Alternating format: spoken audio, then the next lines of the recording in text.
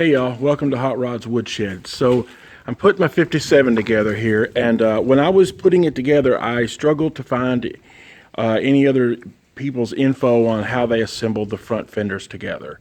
So I'm sure I'll miss several points here, but I'm going to point out some things about the grill.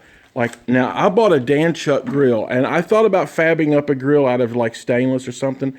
I could see right now that would have been a disaster.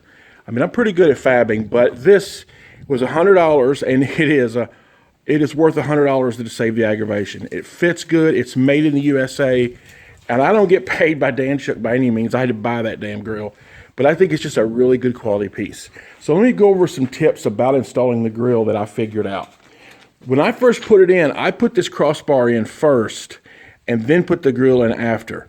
But that would not be a good way to do it.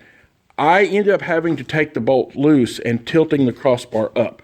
So at this point, what I would recommend doing, because that crossbar can be difficult to get in there because you have to spread the front fenders out just a little bit. So I put the crossbar in there first and just attached it. There's two bolts here, and just attached it through this back bolt right here. And then that way you can leave it kind of loose so you can pivot it up and kind of raise it up, because the grill has to tuck up underneath of it here. There's the clip. Yeah, the grill has to tuck underneath of this channel here. So there's a channel up in there. So, because I couldn't get the grill in there, because the grill's got to go behind that channel. So I put the clips on, and that's how the clips go, in case you're wondering. And anyway, and then now that I've got all these clips in, I will lower this strut bar here back down, lower it back down, and reattach all those. So another thing that I have, yeah, I know I probably should have painted all this in here black, but on the 55, I think it's supposed to be the body color, and I kind of thought the same thing here, but I don't know. I think I should have done it black, but whatever. It's going to be whatever it's going to be. So the other thing is, when I was putting all this front end together, it has, let me find these bolts here. It has bolts that look like this, with the tapered thread there on it. Okay, if you can get those, fine, great, but they're not readily, easily accessible, and don't even think about using a lag bolt like at a hardware store. It's not the same, really, not quite. So what I did was I wanted something readily, easily accessible. So I love Rural King for their bolts, just love Rural King. So I got these right here, just sheet metal screws, 14 by 3/4, and these fit those holes really well. I mean, I probably would have went for a 1/2 inch if I could have found them, but the 14 size seems to fit them really well. I'd use screws, got a number 3 tip. I don't see any problem with it, you know, and so that's how I assembled all of mine here, like down there. I thought it looked pretty good. Anyway, so, oh yeah, the other tip I would give you if you're assembling the front end on a 57 is, personally, of course, I guess there's different ways to do it, but I found it easy to put the inner fender on first.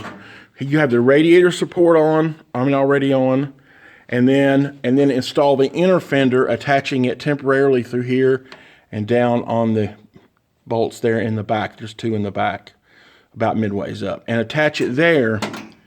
Leave it loose, and then you have to obviously take the bolt back out of here so you get the fender in. But then start attaching it on the inside or the outside, which would be through here. Start attaching it through here and put the screws down there. I wouldn't tighten anything up super tight yet. I mean, you probably can, but I had to loosen up a few things, but not much. But anyway, I would put the inner fenders on first, and then afterwards, of course, that was already on. Then my splash pan was already on as well, and then hang your fenders on those skirts, and then start putting these little black pieces in there after the fact. And I also found that put these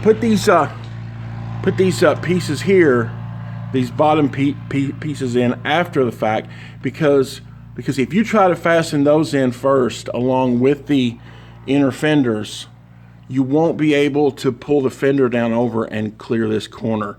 So what I'm saying is, I'll give you another shot here. I'm on the inside.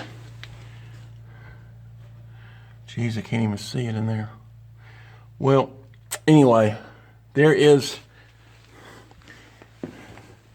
a bottom piece that goes down here, black piece, one there, and there's one over here. It's behind the grill there. Leave those off. Put the fender on first, and then put those on after you get the fender put in. Otherwise, like I said, you can't clear that right there. So anyway, that's how I did it. So more updates. Ask any questions you want. Hot Rods Wood Shop. Thank y'all a lot.